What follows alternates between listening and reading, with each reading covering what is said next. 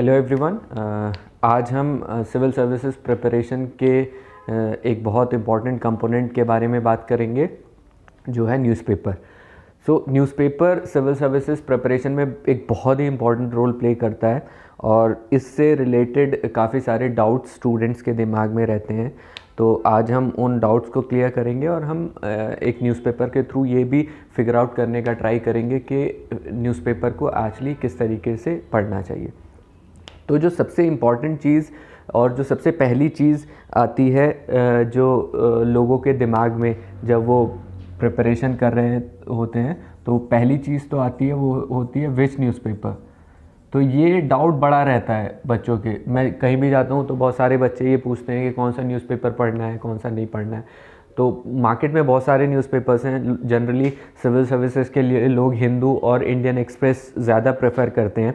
कुछ लोग business times भी पढ़ते हैं और कुछ लोग बाकी न्यूज़पेपर्स भी पढ़ते हैं। इनफैक्ट आप कुछ इंटरव्यूज़ देखेंगे जहाँ पे कुछ सेलेक्टेड स्टूडेंट्स ने बोला है कि उन्होंने न्यूज़पेपर पढ़ा ही नहीं था, उन्होंने बाकी करंट अफेयर्स मैगजीन्स और उस चीज़ों से चीज़ें कवर कर ली थी। तो ये जनरली डिपेंड करता है इंडिविजुअल के ऊपर, वो किस न्यूज़पेपर में कंफर्टेबल फील कर रहा है।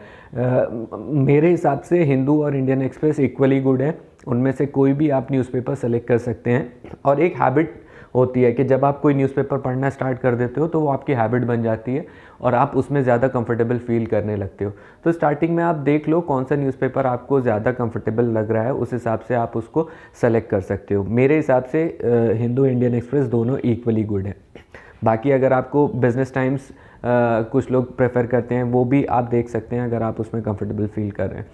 लेकिन कुछ लोगों का ये डाउट होता है कि न्यूज़पेपर बिना न्यूज़पेपर पढ़े मैगजीन्स के थ्रू चीज़ें कवर हो जाए। बट मेरा पर्सनल ये एक ओपिनियन है कि न्यूज़पेपर आपको एक बहुत अच्छा पर्सपेक्टिव देता है।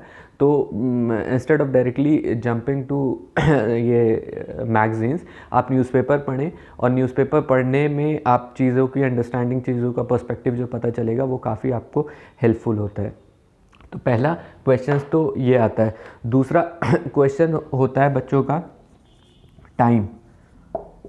जब बच्चे स्टार्टिंग में प्रिपेयर करना स्टार्ट करते हैं तो बहुत सारे लोगों का ये रहता है कि 1.5 घंटा, 2 घंटा, 3 घंटा वेस्ट हो जा रहा है, बहुत टाइम लग रहा है न्यूज़पेपर में। और ये होता है क्योंकि जब आप स्टार्टिंग में न्यूज़पेपर पढ़ना स्टार्ट करते हो तो अगर आप फर्स्ट पेज टू पेज आप न्यूज़पेपर पढ़ोगे तो बहुत टाइम लगेगा चीज़ों को कवर करने में, अंडरस्टैंडिंग उसकी डेवलप करने में।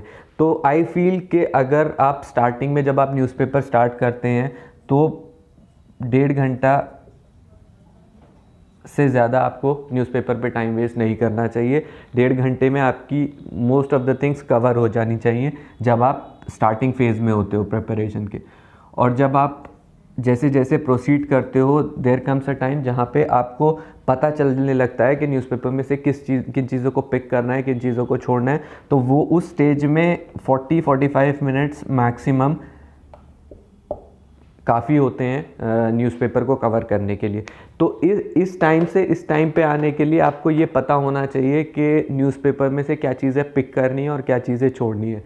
तो और वो चीज़ें आपको तभी पता चलेंगी जब आपको सिविल सर्विसेज की एग्ज़ाम के बारे में आइडिया होगा कि वो उसकी डिमांड क्या है। तो स्टार्टिंग में आप इतना टाइम अगर आपको लग रहा है तो वेल एंड गुड, उतने में आप यूज़ वो कर सकते हैं। लेकिन इससे ज़्यादा अगर लग रहा है तो आपको कट डाउन करना पड़ेगा, क्योंकि इससे ज़्यादा टाइम आपकी बाकी प्रिपरेशन को अफेक्ट करेगा। तो और ये न्यूज़पेपर का वीडियो है, तो I will not go into syllabus and ये previous years papers part, but newspaper को पढ़ने के लिए ये दोनों चीज़ें उतनी इम्पॉर्टेंट हो जाती हैं। न्यूज़पेपर की कोई भी चीज़ आप पढ़ रहे हैं, आपको तब तक उसकी इंपॉर्टेंस या अंडरस्टैंडिंग नहीं पता चलेगी जब तक आपके दिमाग में उससे रिलेटेड क्वेश्चंस नहीं हो। तो मेंस का पेपर हो या प्रीलिम्स का पेपर हो, जब वो आपका इम्प्रिंट हो जाता है तब आप चीज़ों को बहुत अच्छे से रिलेट कर पाते हो। तो ये चीज़ें कहीं ना कहीं एक दूसरे से बहुत इंटरलिंक्ड हैं न्यूज़पेपर को समझने के लिए। अब जो सबसे इम्पॉर्टेंट चीज़ आ जाती है, व्हाट टू रीड। न्यूज़पेपर में किस तरीके से आपको क्या चीज़ें पढ़नी है, क्या चीज़ें छोड़नी है, ये न्यूज़पेपर का एक सबसे इम्पॉर्टेंट वो हो जाता है। यहाँ पे मेरे पास इसी चीज़ को समझाने के लिए आज का द हिंदू मेरे पास है, क्योंकि बिना इसके चीज़ें समझना डिफ़िकल्ट हो जाएगा। तो सबसे इम्पॉर्टेंट जो चीज़ होती है न्यूज़पेपर में देखने के लिए वो होती है इश्यूज़, क्योंकि न्यूज़पेपर आपको एक बेसिक अंडरस्टैंडिंग देगा कि कोई भी कंट्री में या इंटरनेशनल उसमें एरेना में क्या इशू चल रहा है। फैक्ट्स, फिगर्स ये आप बाकी चीज़ों से भी कवर कर सकते हो, लेकिन न्यूज़पेपर का सबसे इम्पॉर्टेंट पर्सपेक्टिव होता है इश्यूज़ को समझना। तो अगर हम देखें, एक न्यूज़पेपर है, इसमें 14 पेजेस हैं। अगर आप इन एंड आउट चीज़ों को पढ़ने लगेंगे तो पूरे दिन में भी आप इस चीज़ को कवर नहीं कर पाएंगे। तो मेरे हिसाब से दिन में हार्डली 5 से 6 इश्यूज़ होते हैं न्यूज़पेपर में पढ़ने लायक, जो कि आपको पढ़ने रहते हैं। अगर हम देखें आज का द हिंदू न्यूज़पेपर, अगर हम देखें तो फ्रंट पेज की अगर हम बात करें तो यहाँ पर आप देख सकते हैं कि 1 2 3 4 5 न्यूज़ दे रखी हैं। इसमें first is India Pakistan agree to adhere to 2003 seize fire, second is government to monitor OTT content, third is related to vaccination 45+ के लिए, fourth is UK court allows extradition request Nirav Modi case का, and fifth is same sex marriages will cause havoc, government tells high court.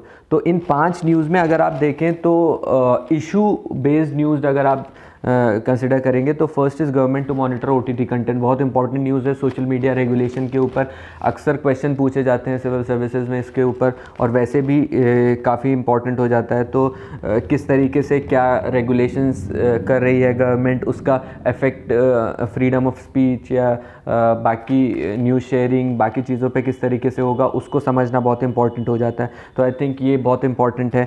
45+ will need medical certificate vaccine के लिए, तो इसको अगर आप avoid करना चाहें तो भी अवॉइड कर सकते हैं। एक्सट्रेडिशन की जो रिक्वेस्ट है नीरव मोदी की वो भी चलती रहती है, उसमें भी कोई ऐसा इशू बेस्ड चीज़ नहीं है। India Pakistan agree to adhere to 2003 cease fire, ये भी एक इवेंट है जो कि काफ़ी टाइम बाद हो रहा है, क्योंकि लेटली हमने देखा इंडिया पाकिस्तान के रिलेशंस काफ़ी अच्छे नहीं चल रहे थे। तो ये हो रहा है, तो ये एक अच्छी चीज़ है, लेकिन इसमें कोई स्पेसिफिक इशू आपको पूरा नहीं मिलेगा, तो इसको भी आप उस तरीके से नहीं देख सकते।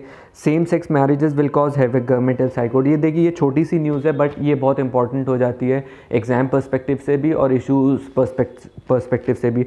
अगर आप सुप्रीम कोर्ट के जजमेंट्स उठाएंगे राइट टू प्राइवेसी वाले, जिसमें सुप्रीम कोर्ट ने कहा है LGBT के जजमेंट्स, तो वो they are demanding this thing same sex marriage का, और गवर्नमेंट जो कोर्ट में बता रही है उस चीज़ को, तो इसके रिपरकशंस, इसके जो इम्प्लीकेशंस हैं वो काफ़ी ज़्यादा हो सकते हैं। तो इसको समझने के लिए आपको पूरे LGBT के मूवमेंट को, उसकी जो कॉन्स्टिट्यूशन में राइट्स दिए हैं, प्राइवेसी के फंडामेंटल राइट्स हैं जो, वो सब समझना काफ़ी इंपॉर्टेंट हो जाता है। तो ये दोनों मुझे लगता है कि इशू बेस्ड चीज़ें हैं, OTT कंटेंट, और ये इस पे ज़्यादा फोकस आपको करना पड़ेगा। अगर आप लोकल न्यूज़ में देखें तो लोकल न्यूज़ तो आप अवॉइड ही कर सकते हैं। हिंदू में भी, एक्सप्रेस में भी, किसी भी न्यूज़पेपर में लोकल जो न्यूज़ होती हैं उसको इतना कोई पढ़ने का वो ज़रूरी नहीं होता है। तो ये इस पेज पे तो ज़्यादातर लोकल न्यूज़ ही हैं सारी, तो इसको अवॉइड कर सकते हैं। जो एडिटोरियल है उसका अभी मैं आऊँगा, एडिटोरियल को किस तरीके से लेनी है, किस तरीके से चीज़ें, ये नेशनल न्यूज़ जो होती हैं वो इस पेज पे होती हैं।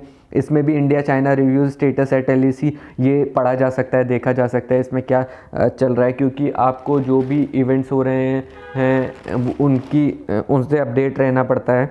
और बाकी तो पोएट विष्णु नारायण नंबूदरी डेड, और ये सारी चीज़ें NCP PDP Hurriyat welcome India Pakistan cease fire deal, ये पॉलिटिकल न्यूज़ भी आप अवॉइड कर सकते हैं जो भी चल रहा है। बट हाँ, पॉलिटिकल न्यूज़ में कुछ चीज़ें ऐसी होती हैं जिनका कॉन्स्टिट्यूशनल इम्प्लीकेशन होता है, लीगल इम्प्लीकेशन होता है, या पार्लियामेंट का कुछ इशू होता है, उसमें आपको देखना होता है कि उसका इफेक्ट किस तरीके से हो सकता है।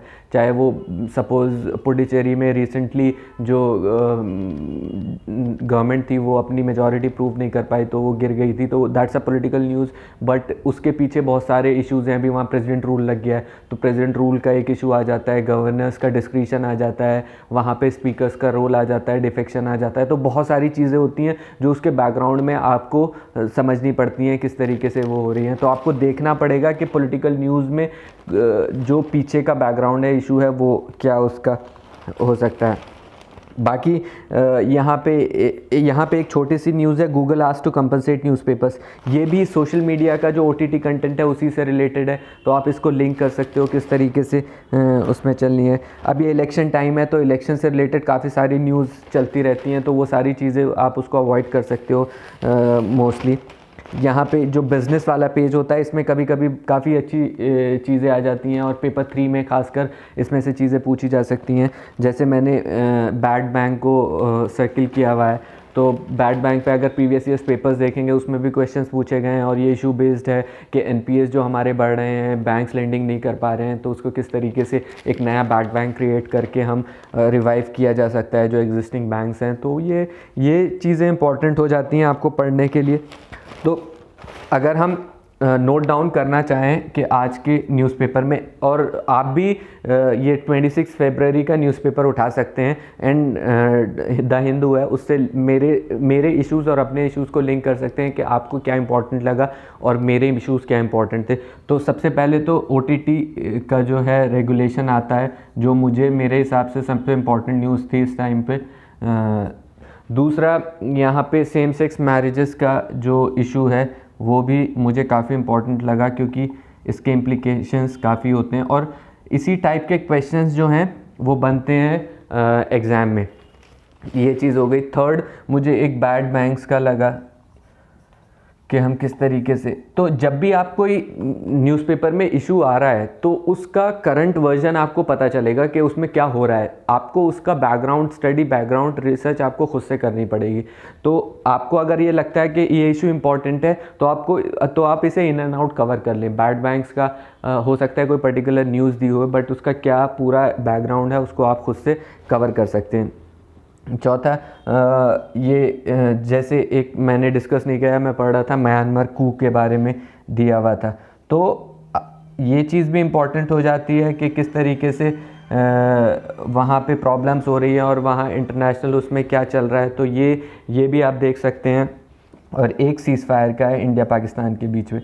तो ये कुछ चीज़ें थी जो मुझे इस न्यूज़पेपर में पूरी लगी कि ये 5 इश्यूज़ हैं, ये इम्पॉर्टेंट हो सकते हैं, तो इनको कवर करने में ज़्यादा टाइम नहीं लगता है। अब हम आते हैं कि एडिटोरियल पे।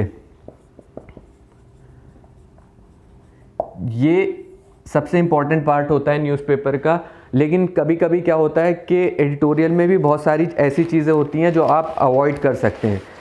तो क्योंकि कभी कभी क्या होता है कि रेपिटेटिव हो जाता है, बहुत ज़्यादा एक ही इशू बार बार रिपीट होता है, तो आप उसको अवॉइड कर सकते हो। फार्म लॉस चल रहे थे, या सोशल मीडिया रेगुलेशन अब चल रहा है, या दूसरी चीज़ें हैं, बार बार एडिटोरियल जब आते हैं तो आप इन एंड आउट जब एक बार कवर कर सकते हो तो उसे अवॉइड कर सकते हो। तो रेपिटेटिव अगर कोई चीज़ हो रही है तो उसको अवॉइड कर सकते हो।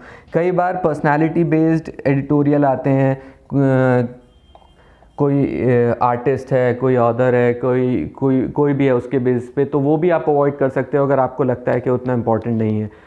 तो अगर आप देखें यहाँ पे हिंदू का जो एडिटोरियल है, इसमें एक यहाँ राइट साइड पे should government regulate online platform, ये वही OTT से रिलेटेड है, बहुत इंपॉर्टेंट इशू है, तो ये आप पढ़ सकते हो, इसको अच्छे से समझ सकते हो।